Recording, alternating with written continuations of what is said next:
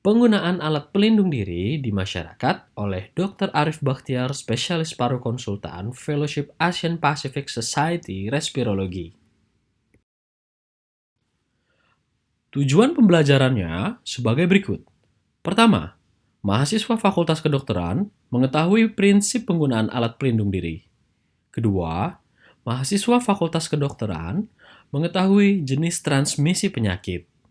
Ketiga, mahasiswa Fakultas Kedokteran mengetahui macam-macam alat pelindung diri. Sebagian besar materi disadur dari Panduan WHO mengenai Standard Precautions and Use of Personal Protective Equipment yang dibuat pada 19 Februari tahun 2020. Standard precaution adalah praktik perlindungan diri dalam merawat pasien tanpa memandang status infeksi pasien dimanapun pelayanan kesehatan tersebut diberikan. Standard precaution diawali pada tahun 1985 di mana angka kejadian HIV sangat tinggi. Terminologi yang digunakan adalah Universal Precautions. 2 tahun kemudian, pada tahun 1987, terminologi tersebut berubah menjadi Body Substance Isolation. Pada tahun 1996 hingga saat ini, terminologi yang digunakan adalah Standard Precautions, di mana Standard Precaution tersebut berdasarkan faktor-faktor transmisinya. Standard precaution terdiri dari, pertama, hand hygiene, melakukan cuci tangan menggunakan sabun dan air yang mengalir ataupun menggunakan cairan yang berbahan dasar alkohol.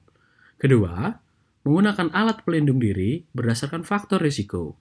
Yang ketiga, respiratory hygiene, yaitu etika dalam berbatuk.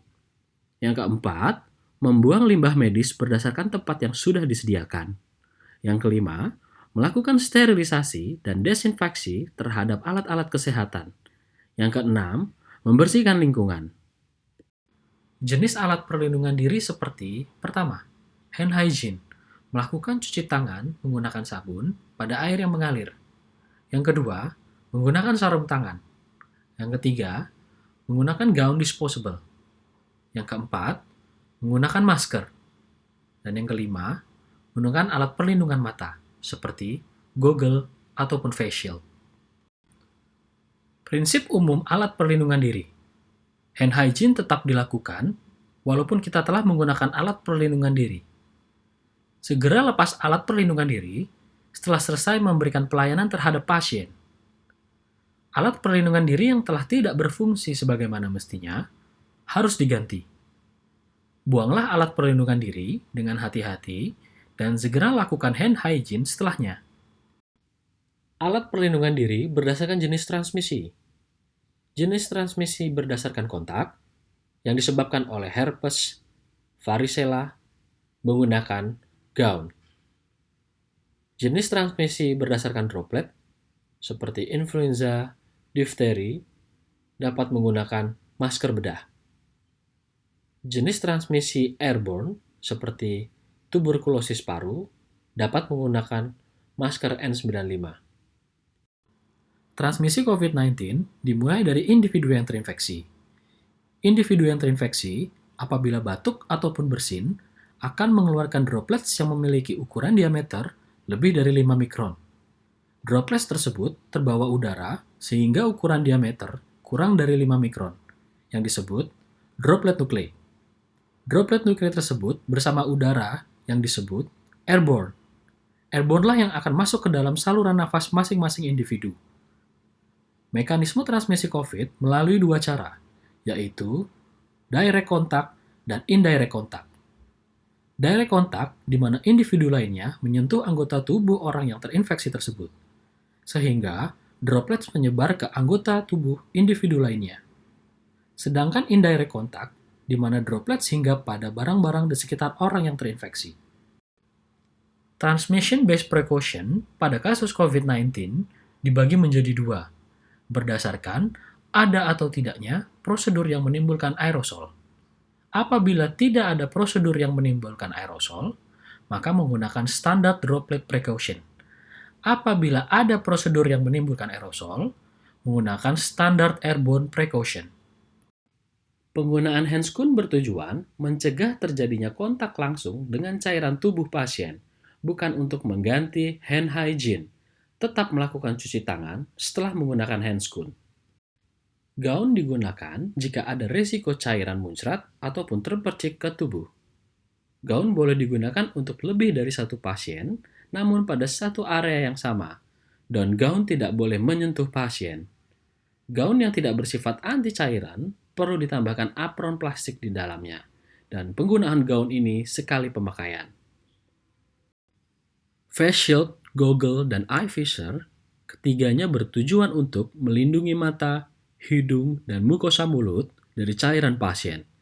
Saat melepaskan face shield dan goggle, jangan menyentuh area permukaannya, cukup dengan memegang talinya. Alat pelindung diri manakah yang dapat digunakan oleh masyarakat? Masker bedah dapat menyaring droplet, sedangkan masker N95 dapat menyaring partikel yang lebih kecil, yaitu aerosol. COVID-19 utamanya menyebar melalui droplet, sehingga masyarakat cukup menggunakan masker bedah. Penggunaan alat perlindungan diri bagi masyarakat, bagi yang merawat di rumah, atau siapapun yang tidak bergejala. Mengunjungi pasien positif COVID-19 menggunakan masker bedah, gaun disposable, dan handscoon. Melewati koridor rumah sakit tidak memerlukan alat perlindungan diri. Area rumah sakit yang tidak melibatkan kontak dengan pasien COVID-19 tidak memerlukan alat perlindungan diri. Rumah memasuki kamar pasien namun tidak melakukan perawatan, membutuhkan masker bedah. Rumah melakukan perawatan terhadap pasien membutuhkan masker bedah, gaun disposable, dan handscoon. Pada area publik, tidak memerlukan alat perlindungan diri. Sebagai catatan, masker bedah sebaiknya digunakan sekali pakai. Tidak direkomendasikan menggunakan masker bedah dan N95 sekaligus. Penggunaan alat perlindungan diri oleh masyarakat bagi yang mulai menunjukkan gejala respirasi. Di triase rumah sakit menggunakan masker bedah dan physical distancing. Poli rawat jalan menggunakan masker bedah. Ruang tunggu rumah sakit menggunakan masker bedah dan physical distancing. Rumah menggunakan masker bedah dan physical distancing. Masker boleh dilepas pada saat tidur.